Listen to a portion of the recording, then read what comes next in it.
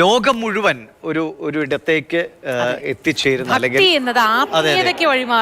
പ്രത്യേകിച്ചും നമ്മുടെ ഭാരതത്തിന്റെ ആത്മീയ ചൈതന്യത്തെ വിദേശീയർ വരെ എങ്ങനെ ഉൾക്കൊള്ളുന്നു എന്ന് നമ്മളെ ബോധ്യപ്പെടുത്തുന്ന ഏറ്റവും മഹത്തായ, ലോകത്തെ തന്നെ ഏറ്റവും വലിയ ഒരു കൂട്ടായ്മ, മനുഷ്യ കൂട്ടായ്മ എന്ന് വിശേഷിപ്പിക്കാവുന്ന മഹാകുംഭമേള പ്രയാഗ്രാജിൽ ഇന്നലെയാണ് ആരംഭിച്ചത്. ഇന്നലെ മാത്രം 60 ലക്ഷത്തിലേറെ, 1 കോടിക്ക് അടുത്ത ആളുകൾ അവിടെ ഗംഗയിൽ പുണ്യസ്നാനം നേടിയെന്നാണ്. ഗംഗയും യമുനയും പിന്നെ നമ്മുടെ സങ്കല്പങ്ങളിലുള്ള സരസ്വതി നദിയും, മണ്ണിനടിയിലൂടെ ഭൂമിക്കടിയിലൂടെ ഒഴുകുന്ന സരസ്വതി നദിയും സംഗമിക്കുന്ന ഇടമെന്ന് വിശ്വസിക്കുന്ന ഇടമാണ്.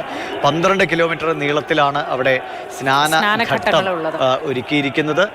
വലിയ 7000 കോടി രൂപ ഉത്തർപ്രദേശ് സർക്കാർ ഇതിനുവേണ്ടി ചെലവിടുമ്പോൾ 2 ലക്ഷം കോടിയുടെ വരുമാനം സംസ്ഥാനത്തിന് ഒന്നാകെ കിട്ടുന്നുവെന്നത് സാമ്പത്തിക രംഗത്ത് എത്രമാത്രം ഒരു മെച്ചപ്പെടൽ ഉണ്ടാകുമെന്നാണ്. 15 ലക്ഷത്തോളം വിദേശീയരെത്തുന്നു. സ്റ്റീവ് ജോബ്സിന്റെ ഭാര്യ അടക്കം എത്തുന്നു. അവർ ഇന്ത്യയെക്കുറിച്ച് പറയുന്നത്, ഒരുപക്ഷെ നമ്മൾ ഈ മണ്ണിൽ വളർന്നവർക്ക് തിരിച്ചറിയാൻ കഴിയാതെ പോയ പല കാര്യങ്ങളും വിദേശീയർ തിരിച്ചറിഞ്ഞ് ഇങ്ങോട്ടേക്ക് വരുന്നു. അതിൻ്റെ കൂടി പ്രതീകമായി മഹാകുംഭമേള. വിദേശ രാജ്യങ്ങളിലെ വിമാന കമ്പനികൾ പോലും